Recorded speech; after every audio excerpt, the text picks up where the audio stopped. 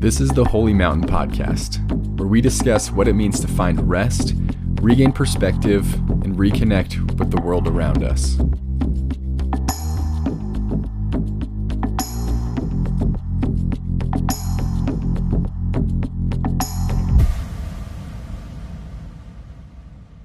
All right, welcome back, everybody. This is Shane Oehler, and I'm joined by our very first guest on the Holy Mountain Podcast. Super excited. We have Caleb Reynolds joining us. Caleb, how are you doing tonight? Doing really good, Shane. Thanks for having me. Totally. Yeah, I'm excited to have you on this, Caleb. For those who don't know, Caleb and I first met freshman year in college.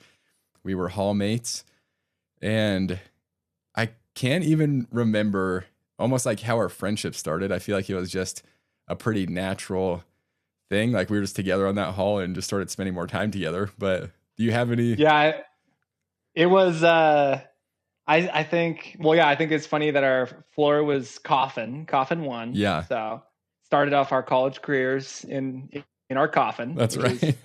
Weird. But then we had like that serve day. Yeah. George Fox had its like, serve day to kick off the semester. Yep. And I swear that's where our floor really bonded. Yeah. Because I think, were you on the crew that we like just loaded a big truck up with like all this debris and stuff? Yes. That's what I was trying to remember back. Cause yeah, it was a bunch of yard work for that. It was like a lady, right? Like an older lady or something.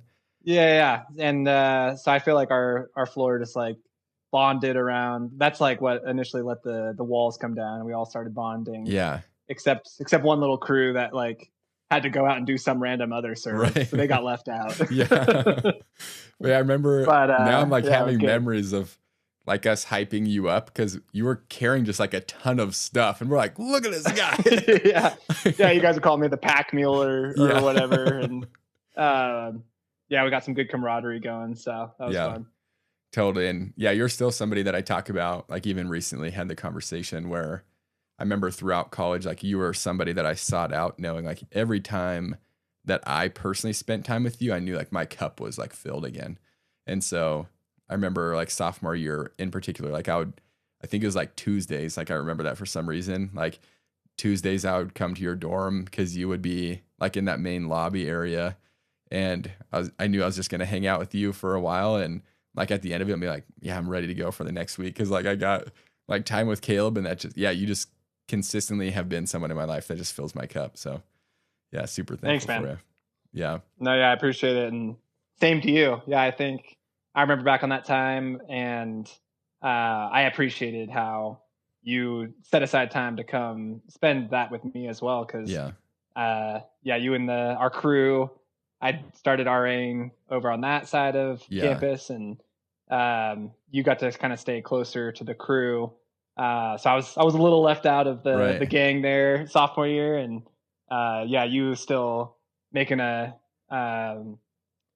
a point to come and still connect with me was awesome. And yeah, you've always been someone that I feel energized from as well. Yeah. So that's sweet. Yeah, I appreciate that as well. Yeah, I think again, like you've been one of those people that I remember even meeting your family, and I was like, man, I feel like I've like been a part of Caleb's family for years, like, they loved you. Yeah.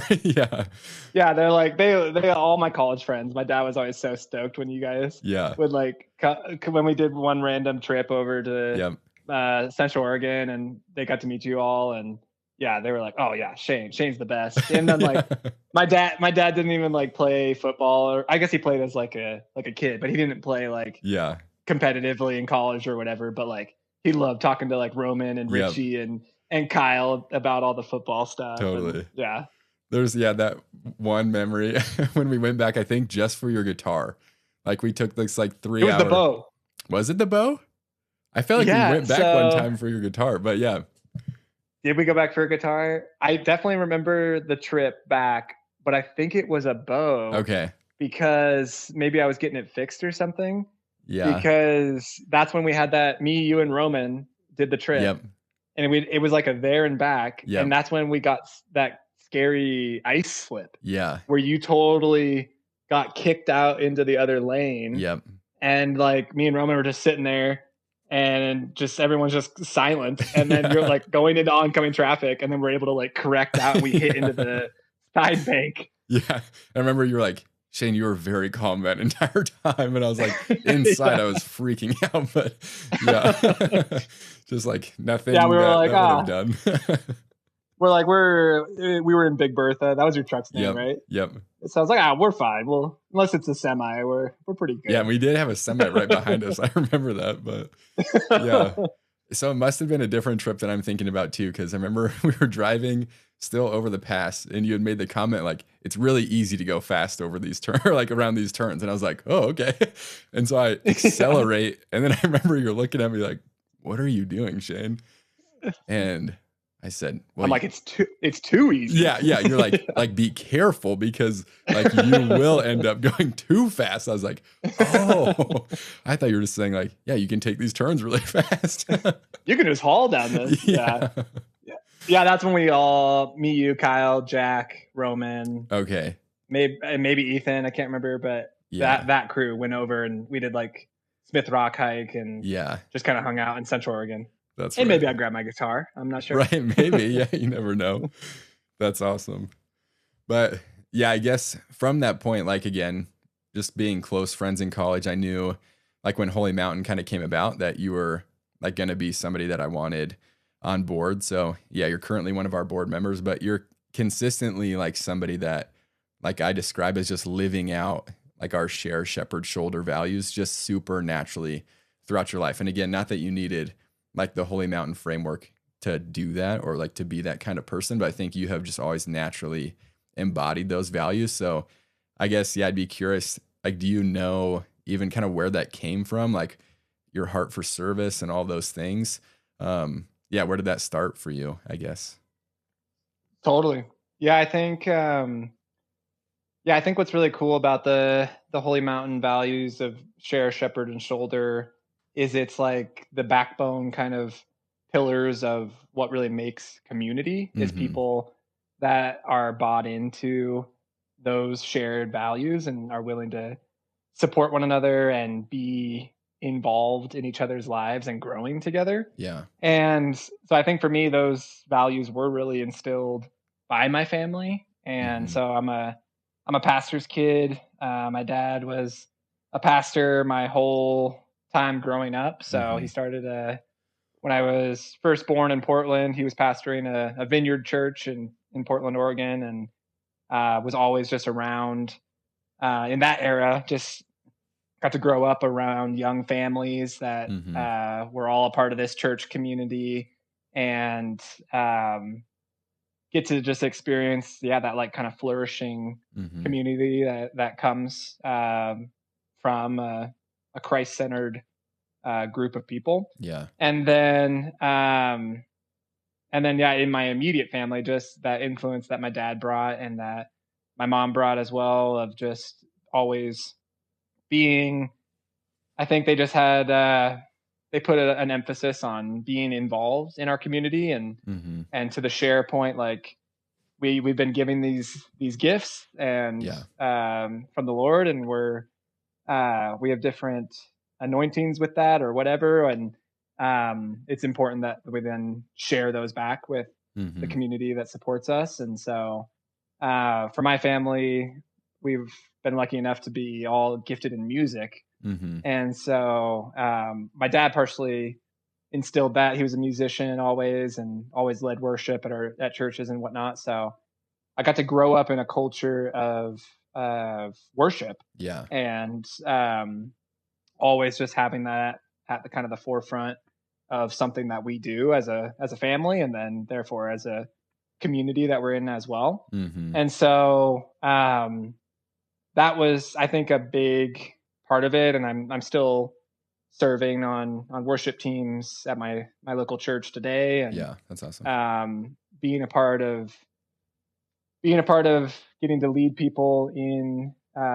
bringing praise to God is just a huge privilege, and does connect the community together. And Mm-hmm. so yeah, I think all that was instilled from my parents, and then that was one of the biggest expressions of it was church service. Yeah. And based on kind of the skill sets we had, that ended up being worship. But they also definitely emphasized that commitment to community and to serving others in other areas of our lives too. So they always pushed us to kind of be involved in pursuing whatever passions we had. So for Mm-hmm. me, that was sports, and was always involved with different soccer teams growing up, and then getting involved in my high school and whatnot. And Mm-hmm. there's that camaraderie you gain around a sports team, and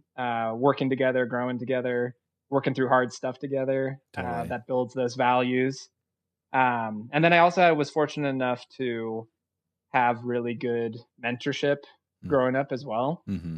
So I had people beyond my parents that were I went to a small Christian school. Was fortunate enough to get to do that. And within that, had some really powerful spiritual leaders that Mm-hmm. just poured into me. And we had some opportunities through that school to do some things. There was a group I was called a part of that was called Hands for God.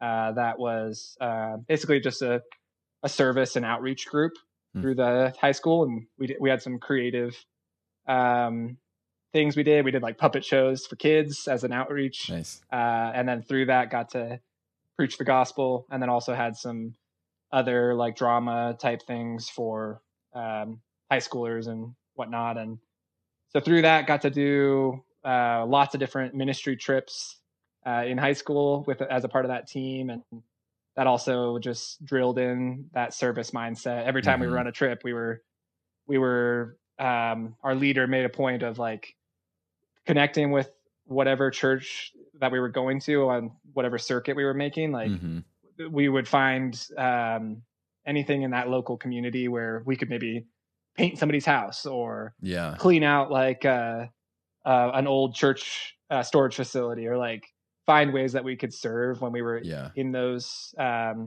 communities. And that was always such a awesome time of fellowship with the team. And Mm-hmm. again, I got just kind of instilled that like this is what we do, and this is Right. there's a lot of life in it too. So yeah. Yeah. That's so good. Yeah. Even hearing you talk about them, like, yeah, that, like, I've seen those things. Like, I didn't know all those details, or like all the different experiences, but like, I remember like worship team, like that was something you got plugged in immediately, like in college. And, like we were able to serve on the chapel band together. Was it just 1 year that I think we did that? Maybe. Yeah, I think Yeah. so. Yeah. And But that was an awesome time. yeah. And so, yeah, I've been able to witness that. And then again, like after college, like still seeing you guys, like you coached soccer for a while. So again, like you were saying, sports was a big piece, but now you're looking at, okay, it's not kind of about you being the athlete anymore, but like, how can you still give back in that way that, yeah, you have passion, you have interest in, you have a skill set in. But I think that's, again, like how I would just simply like describe you. It's like, to me, it's so evident, like everything that God has gifted you in, you're just seeing it as like, well, this is like a tangible thing then that I can step in for his kingdom and for other people. It's not just like for your own gain, but it's really like, that's sweet that I have this talent. How can I use that for God's glory, And how can I use that Totally. for other people? So yeah, it's something I've always admired about you. And yeah, again, I think just you're like the perfect representative for Holy Mountain and for the values, and not that you even have to, try, or not that Holy Mountain even no has pressure. to exist. Yeah, that's right. Yeah. That's the expectation moving forward. Yeah. Yeah. But No, I appreciate it. And yeah, I think, as what I'm learning, even just going on, more in life, and just learning about just the gifts that God gives us and all the different forms that they take is, like he absolutely does, care about us as the individual. But those gifts are often, in order to steward them well, they're meant to be passed on and shared yeah. with others. Yeah. And then I've been blessed by people who have been willing to go out of their way to connect with me and to like instruct me in something, or even just partake in something with me Hmm. in a way that's just really blessed me. So yeah, wanting to find opportunities to be able to pay that back to others Yeah. is big, I think. Yeah. That's so good. Well, thanks for sharing that stuff, Caleb. There's uh, kind of some of my hopes for us talking about things tonight. Like, I think one way that we really connected was like through archery and then through bow hunting. So, again, in college, if I'm remembering right, like you had shot bows before, but you had never hunted. And then I had hunted for a little bit, started in high school, but I hadn't ever shot bows. And so I think it was you that kind of came up like, hey, Shane, like, what if you buy a bow and then we just figure out like how to bow hunt together? And then that kind of became like the thing that we were doing together. And like we would shoot bows like pretty frequently throughout college. But Sylvans. oh, yeah. Sylvans was the best. I was just Yeah. like thinking about that the other day and like looking at pictures, like even from the last time that we went together after college. But yeah, Sylvans, where was that? Shout out Sylvans. Yeah, what city was that in? Do you remember? It's like in between Sherwood and Wilsonville. Okay. And Newburgh. Yeah. Like just on the top of the like hills that are out beyond Sherwood. Yeah. But yeah, I remember they had like a really good static range and we would lob arrows, out at 100. Yeah. But then they had the walkthrough courses, and yeah, Jack was just, here visiting us a couple weeks ago, and we were talking about the one arrow that he launched like super high up in the tree. You remember that? That got stuck. And you guys tried to climb it yeah. to get it out. Yeah. Yeah. But I'm sure that arrow is still there to this day. Oh, yeah. Yeah. No one else is climbing up there to try to get that out. For sure. But yeah, had you shot bows like your whole childhood, or how did you like get into archery? How did that all start for you? Totally. So yeah, I've always loved archery. And I think still to this day, like I love hunting and I love the application of getting to use archery as like a real tool to be effective in the field. But I think my true love is just shooting bows. Yeah. Like I love hitting the range and just shooting a ton of shots and going on 3D courses and going to like archery shooting events and all that stuff. And I just think it's so fun because like hunting, you get like your one like big moment, right? And it's so fun to capitalize on that, and it's huge. But then it's over, and you have to wait like a whole another year till the next time. And so I do love just target shooting with archery and stuff. And yeah, I think my love for archery spawned from being a kid that was obsessed with Legolas in Lord of the Rings. Nice. That's epic.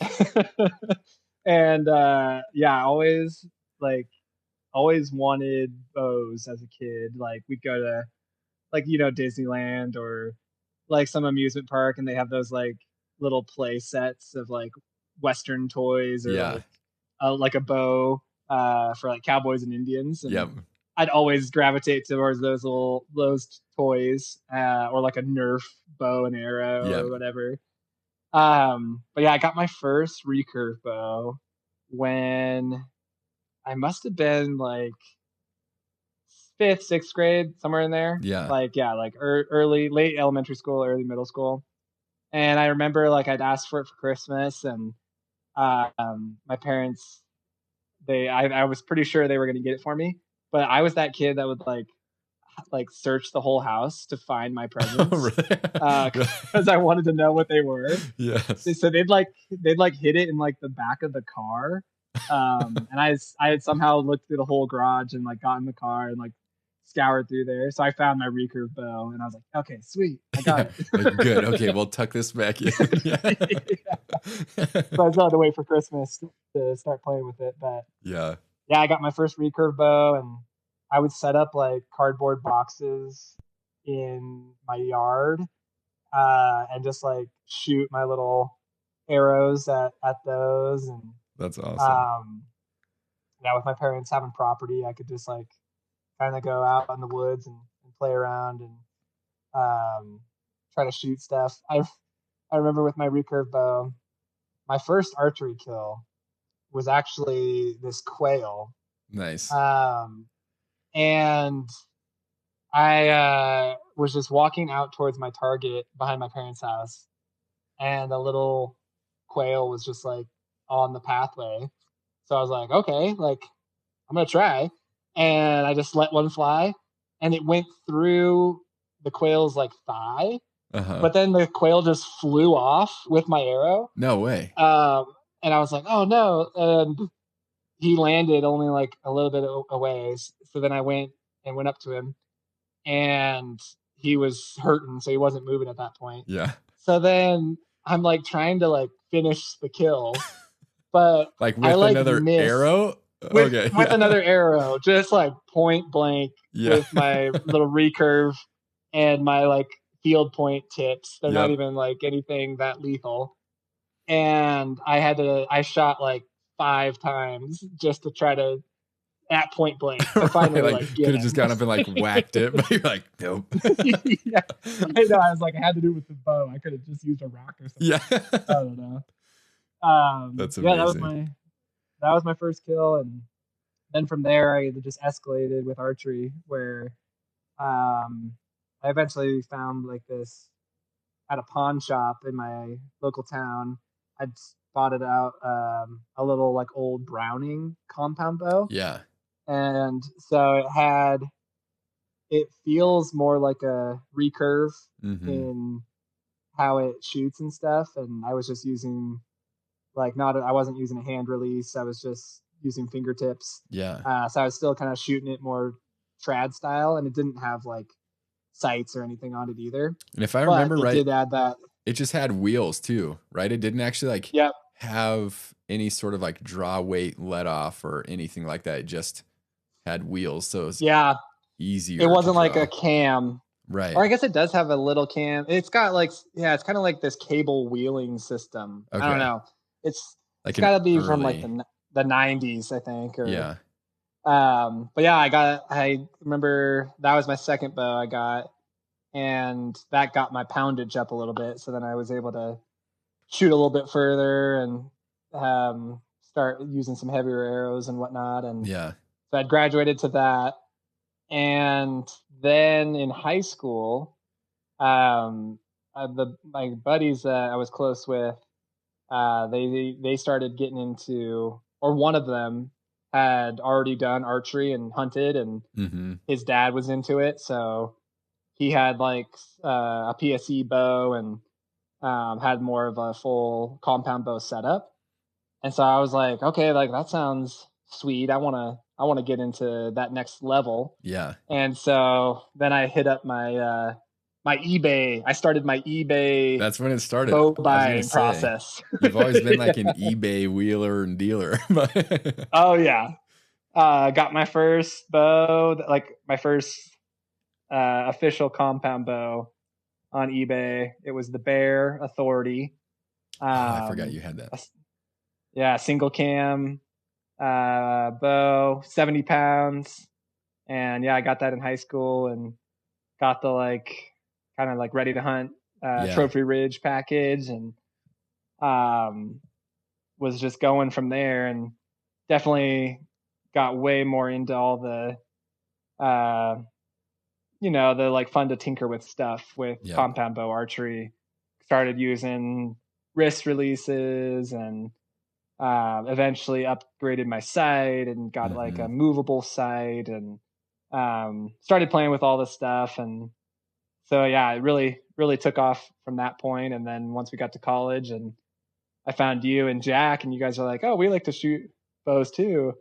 Then I was like, okay, I'm getting my bow from home. That's when we went and got it. And then we just stored it in your truck all year because it's like a weapon, and you're not allowed to have it in the dorms. Yep. So we just had it out in the parking lot in Newburgh with constant moisture just building up in your truck. I remember stressing too different times when I think it was like probably sophomore year when we were both RAs, and I knew we were going on some like RA outing. I was like, oh my goodness, I think you have all these weapons. Yeah, I was like, I have all of our bows in the back of my truck, and I'm about to drive people that will probably freak out if they see all this stuff. And so I'd like coordinate with Jack, and then we'd rush everything into his car and yeah, try to like do it before anybody came out to my truck. Yeah. Totally. But yeah, then we found Sylvan's, and that's like my little slice of heaven still is Sylvan's. I got to live in the Portland area post college, and so I still shot there for years, and just love that spot. Yeah, and had so much fun shooting there with you guys, and that's when I got really serious about like, okay, like let's actually start honing these skills for hunting. Yeah, and then you, like you mentioned earlier, you had the hunting experience. Yeah. Whereas I'd never done big game hunting. I'd done bird hunting. Yeah. Where my dad had bird dogs growing up, and we do pheasant and quail or whatever, and just bird stuff, and that was fun. But I had never gotten to do full on big game hunting. There wasn't anybody in my family that had been doing it. So, and then in growing up in high school, it's like fall is soccer season. So I wasn't ever focused on hunting at that point. So college was the time that it opened up for getting to switch gears into that. You think that's more so what it was? Just like, again, you had us that had some hunting interest in general, and then like your fall was just free, like without soccer. That's kind of what led you into like, I think, let's actually hunt. Yeah. I think so.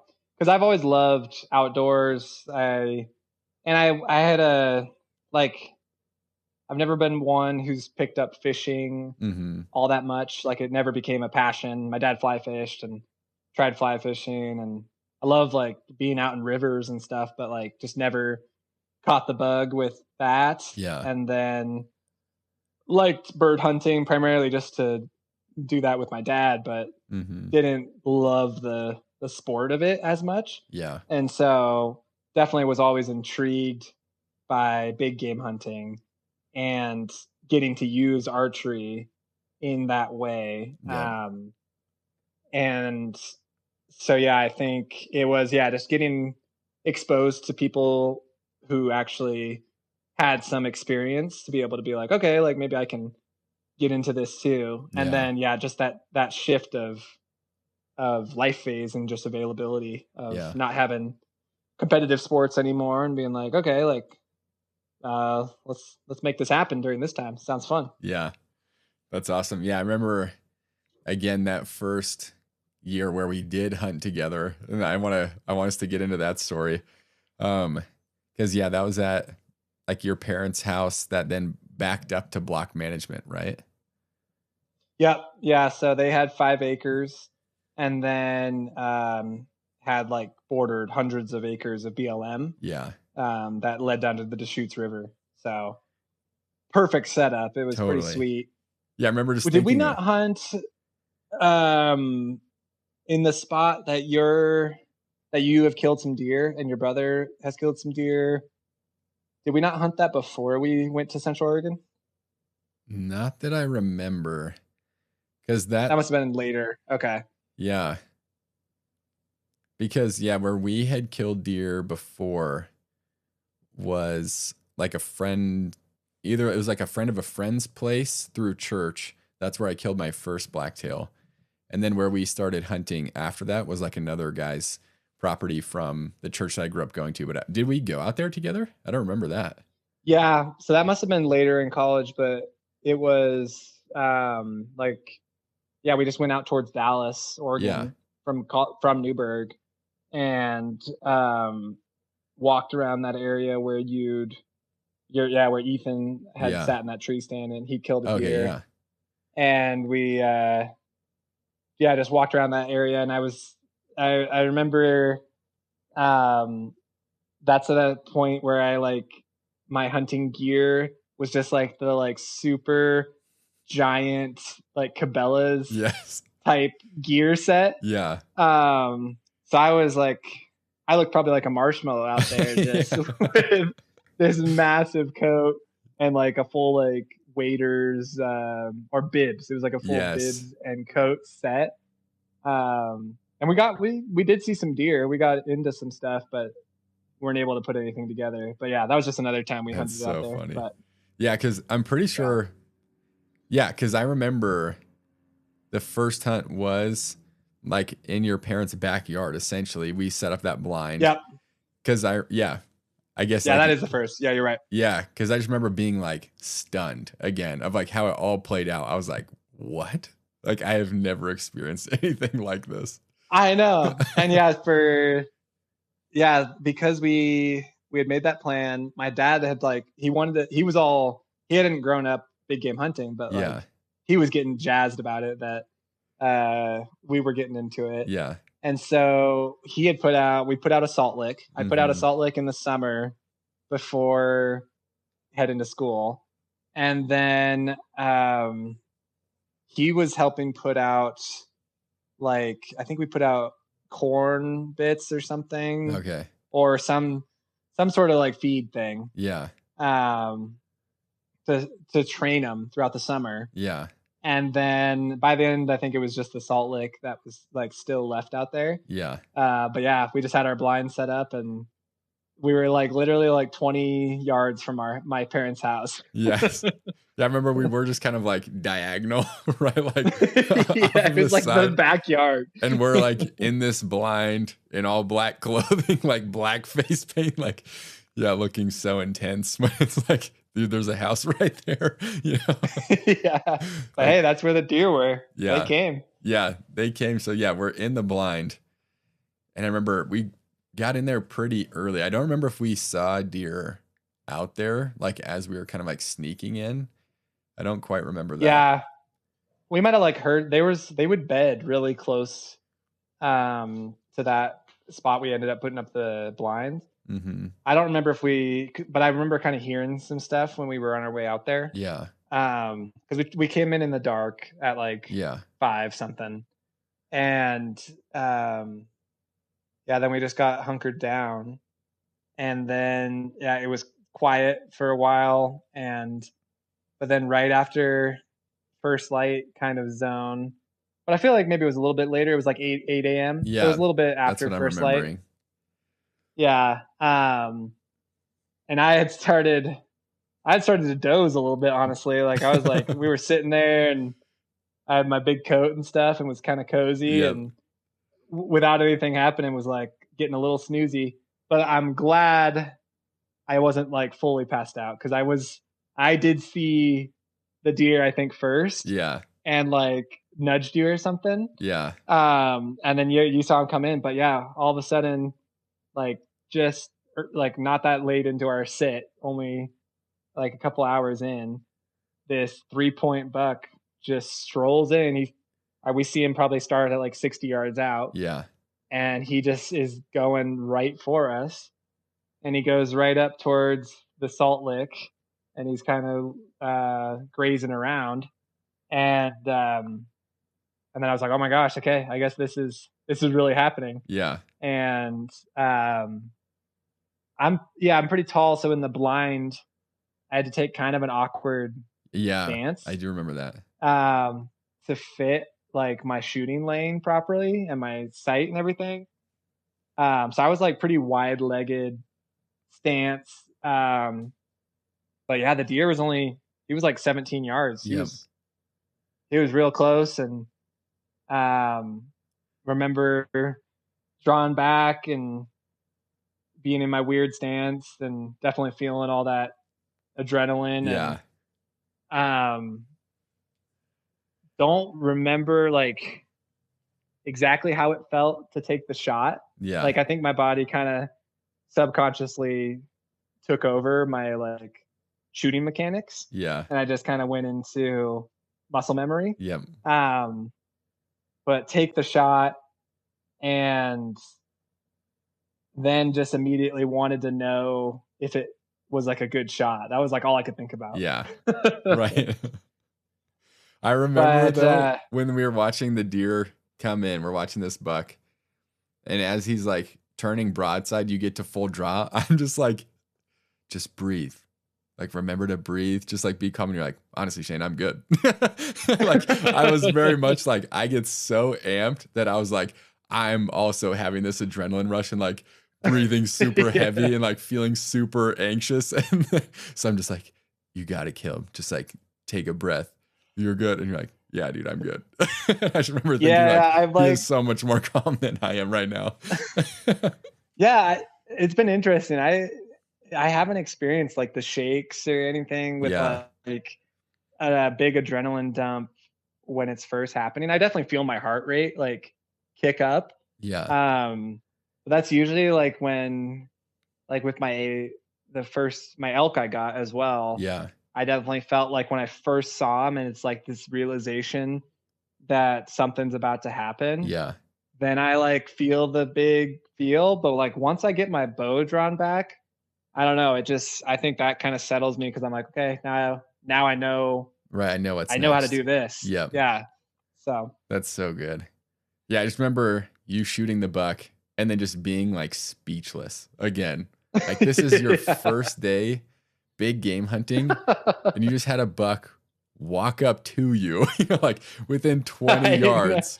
Like, what in the world? Like, that has never happened to me. Yeah, I know. I'm like, wow, this archery thing's easy. Yeah, like, you're like, what's been the big deal for you, Shane? Yeah. And then I go a consecutive like 5 years without ever getting to shoot at an animal. Right. But yeah, that was just wild how it worked out. And yeah, he ended up going probably a good like 150 yards. I think he initially went and bedded down, and then I think we were maybe a little too quick going up to him. Yeah. Or my shot placement was not the best on that first shot because he was a little like, I remember from the exit wounds, he was like a little quartered to me. Yeah. Like where his rear end is like farther away. Yep. And so like when it entered, I was also a little bit back and more back than I wanted. And so then the pass through was like pretty far back too. Yep. So he was kind of dying slow, and we spooked him, and he ran like after we initially found him, and then he ran a good another ways, and he ran to our neighbor's like house, like right in their backyard. Yeah. Like, and so I had to creek fixture, wasn't it? Like something kind of scenic. Yeah. Totally. So I had to go to the front door and ask the neighbors, like, hey, I'm hunting. I shot a deer, but it's in your backyard. Yeah. Can I go collect it? And luckily they were chill and they were fine with that, but that could have derailed everything. Yeah. But then we went and I just took another shot at him when he was laying down. Cause he wasn't going very quick. And so was able to put another shot on him. And then from there, he went pretty quick. And then, we dragged him back over, and you just hoisted him on your shoulder. I have a picture of you with the buck just on your shoulder and you're just walking him back. Did I get him fully on my shoulder? Yeah. Oh man.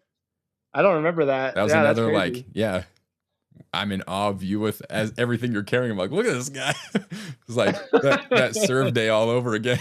Like, this guy's a monster. Yeah.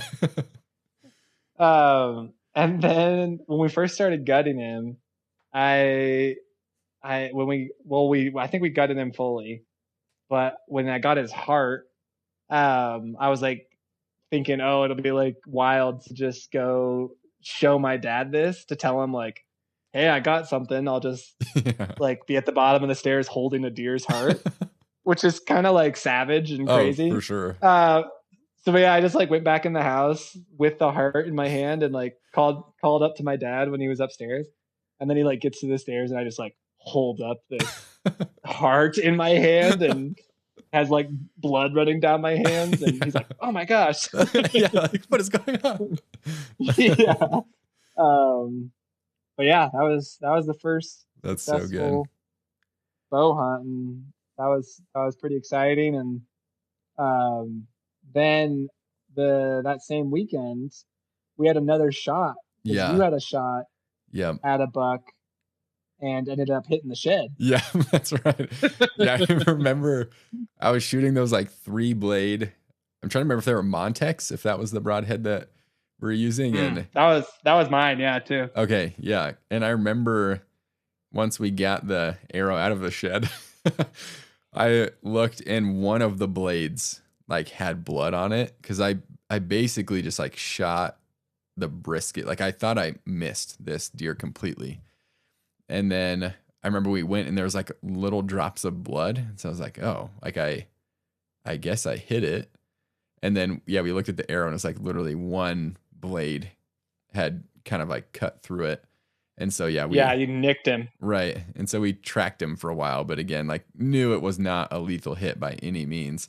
And then, yeah, eventually like the blood just ran out and we're like, okay, yeah, like no point in like following this deer that has a scratch, you know? But totally. Yeah, I do remember. And then that same weekend, you also had a shot at a coyote. Oh, yeah. That's right. Because we were sitting one of the mornings and you saw a coyote run like way like 100 yards plus out. Yeah. So you did a predator call. Yeah. With your like bunny distress call or whatever. Yeah.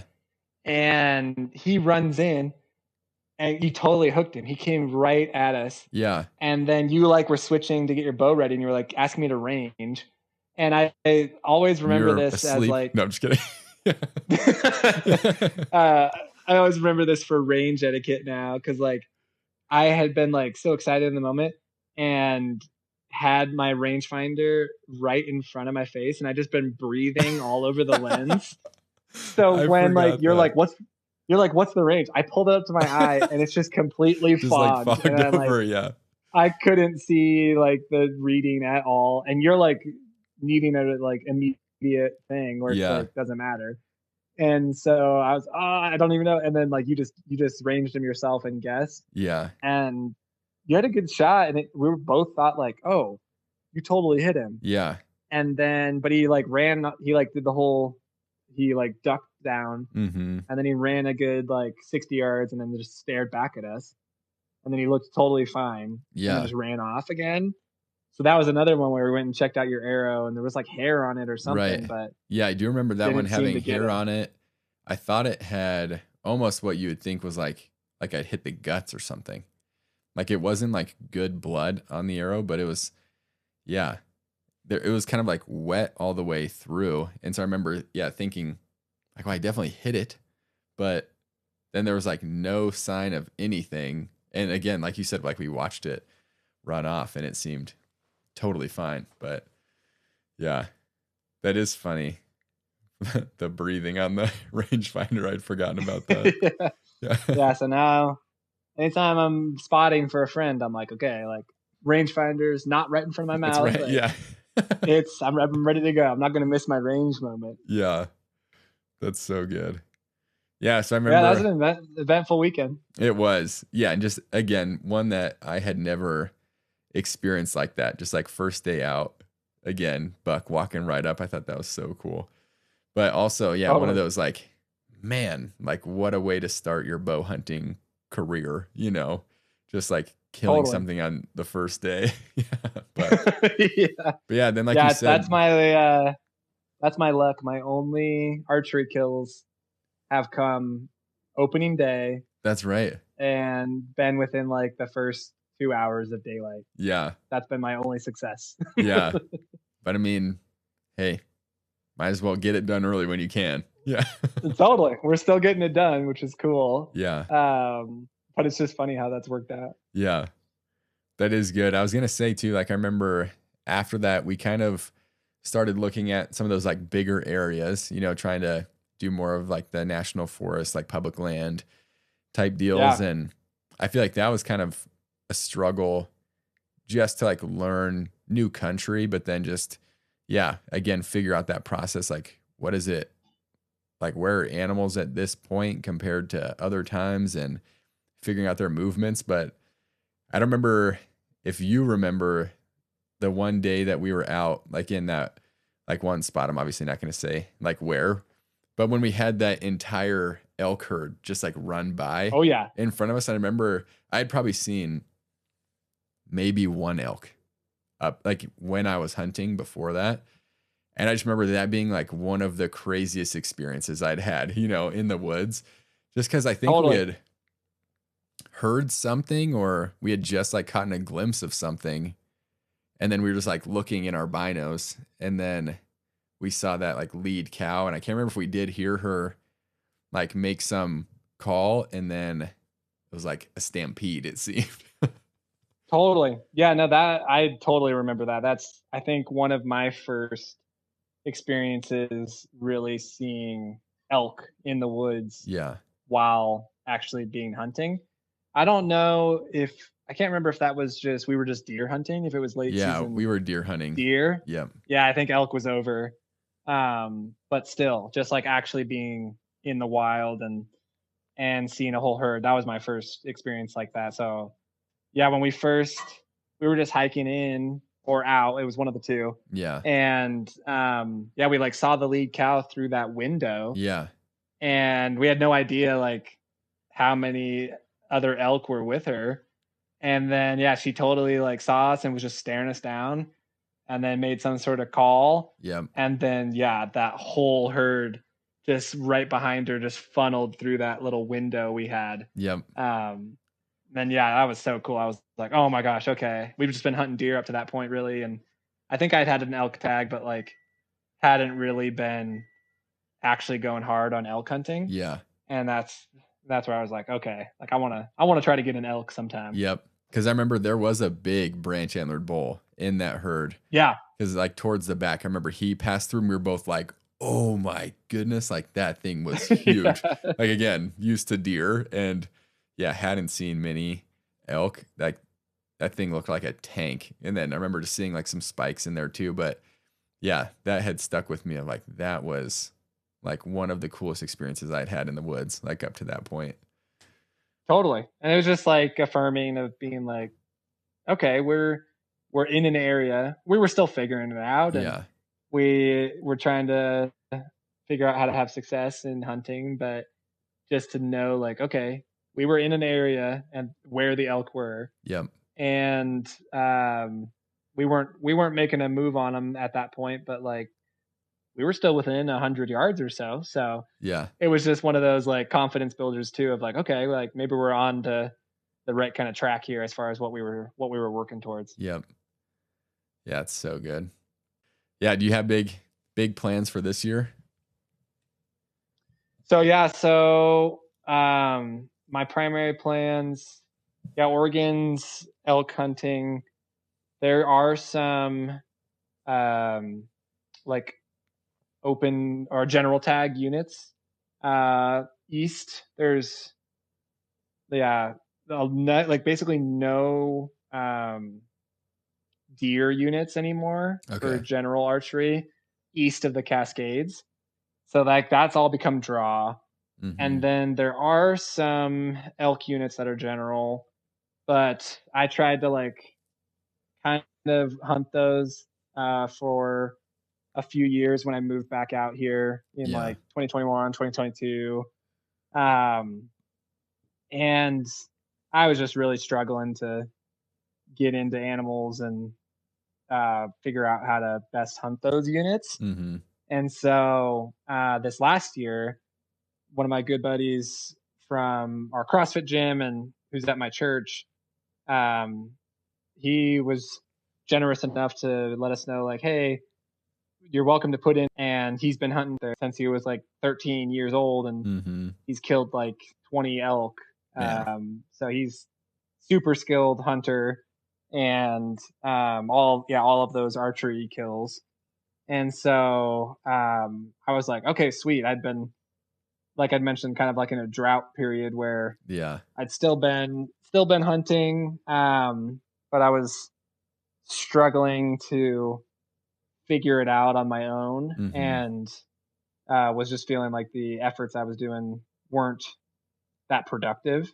And then I was also, I had an opportunity to coach high school soccer, and so I was balancing like not having a ton of time, and so really only just trying to get out on some weekend hunts and see if I could make something happen. Right. And wasn't finding success. And then, so yeah, Casey invited me out and some other guys from our community, and ended up getting my first elk this last year. And that was awesome. And hunting up there it's really cool country. And we just were getting into so many animals. So the density of the populations up there just seemed so much better than anywhere else I'd been. And so, the plan this year is put in for that tag again. And so nice. We'll see if I get it in the draw. It's definitely becoming more competitive. To where in years past, Casey was saying he could put it as a second choice, or even like even a third choice sometimes, and then get his points and still get his tag, or even like there was leftover tags you could purchase in years past. But this last year there was no leftover tags at all. So people are definitely putting in for it more. And so we'll lead with it as the number one. And I don't really care about points. I'm not a big points builder. I don't necessarily have some hunt and some unit that I'm like, I have to go hunt Mount Emily unit or whatever and get the crazy points hunt. So I'll just put it in for that as my one, and we'll see if I get it, and then that's the plan. That's awesome. Yeah, I've thought about, I should probably look at some point to see if I do have points or how that works, like going from resident to non-resident, because I know. Oh yeah. Like I was not like I was like building points, but I might have like 2 or 3 elk points like in Oregon, and I was like, man, I gotta come back again and just try to burn those at some point, but then like hunt together again. I would love that. Totally. Yeah, I know. I mean, I doubt your points would just like disappear. Yeah, I bet you still have something there, but that'd be cool. I know I've thought of it'd be so fun to find some time one of these years to try to put in for an out of state Montana tag. And come up there and hunt with you and see what it's like up there. I don't know do you primarily hunt? I know you did some draw units this last year. Yeah, the last year. I'm sure we could do general stuff too up there. Yeah, and that's what I kind of said at the end of ours. I was like, that was a great experience, and it was different than what I'd done before. But honestly, I'd had just as good of hunting, if not even better, with less people on general units. And so I would feel totally confident doing an over-the-counter hunt. But yeah, for a non-resident, it's definitely getting expensive to hunt Montana. Oh yeah. Yeah, the process is so janky that it might take like 2 years to actually draw to then be able to do it. But I think if we could swing it, like I would love that. That would be so fun. Totally. Yeah, it'd be so fun to get 10 days and get the tag and then just park up there with you and be out hunting that whole time or whatever and try to make it happen. But the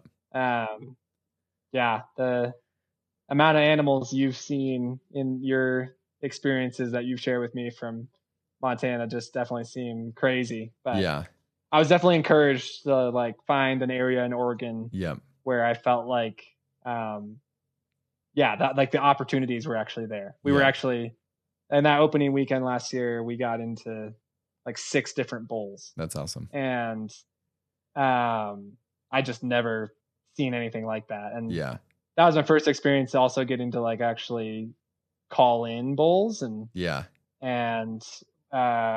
were early season, so we were just cow calling and we weren't doing challenging calls or anything, but hearing the bulls talk, there was a few that actually like chuckled at us or whatever or barked, I guess is the word. They did like a little bark.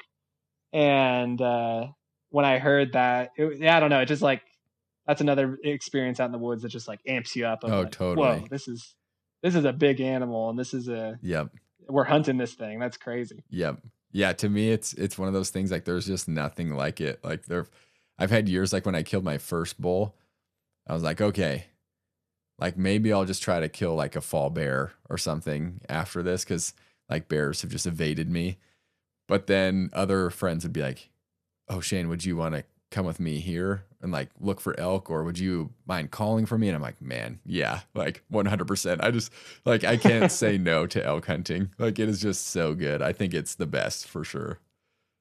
Totally. And it was a fun progression from deer hunting. Cause like, yeah, deer, they'll have a rut too, and you can tree stand and you can rattle antlers together, and you can do they have a little call thing too or whatever. But just like I remember just kind of getting a little frustrated with the not like a seemingly lack of ability to draw a deer in. Right. And I don't know, maybe somebody else knows how to do it out there, I'm sure. Yeah. And maybe I'm missing something, but just the ability for elk to actually like draw them in with calls. Yeah. And just added this whole other layer of excitement around the hunt. And in my mind, like just a better chance of probability while still being able to do spot and stock hunting versus deer. Feels like tree stand might be your best bet. Right. And I don't know if I'm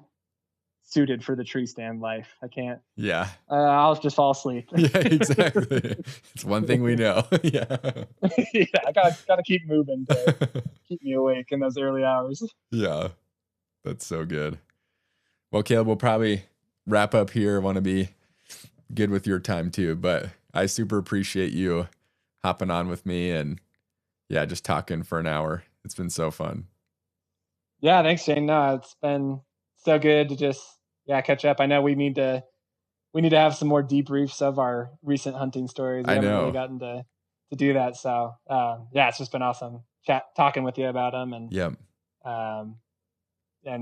excited to hopefully have the opportunity to hunt with you again one of these days. Yeah, definitely. Yeah, you're somebody that I consistently, again, even in that regard, like think about, like, man, like if I could hunt with Caleb every year, like that'd be so good too. Like it was just no complaints, no second thoughts. It was just like, yeah, we're doing it. We're going wherever we need to go, and like you always have a good attitude. So yeah, thanks, man. But I mean, you were. Partner. I was you're the good hunting partner because I was just down to like do what you said. Yeah. But like I did not put nearly as much time into like preparation as you would. Yeah. So it was a great combo. I would just show up. And that's right. Yeah. I'd take you to the animals. You had e-scouted, you knew the area, and then you were like, let's try this. And I was like, okay, cool. Let's just go do that. Like, all right. Yeah. But no, I think, I've learned that even this last year too. Like for me, that is helpful to have somebody who's just like willing to go where I want to go and like, again, maintain a positive attitude and not think like, really, Shane, like you want to go there, but to just be like, that sounds great. Let's go do it. Yeah. Yeah. With archery hunting, you got to be down. You got to be down for hiking in the woods with your bow. That's right. The majority of what we're actually doing. Yep. So we'll definitely find another time. And like, I would love nothing more than to get you on like a massive bull out here. And yeah. So then I'll get those adrenaline shakes for sure. Oh yeah, maybe. Yeah. Or I'll be like I think calling for you like passed out and you'll be like, Shane, like we're good. Yeah. Yeah, I got him. I got him. Yeah. Smoked Nothing him. to worry about. Yeah. Yeah. All right. Well, thanks again, man. Caleb. Yeah, I appreciate you a lot, man. No worries. Yeah. Thank you, Shane, and appreciate you too. And good chatting with you. Yep. All right. Love you, man. Love you too, Shane. All righty. Have a good night. You too. See ya. Bye.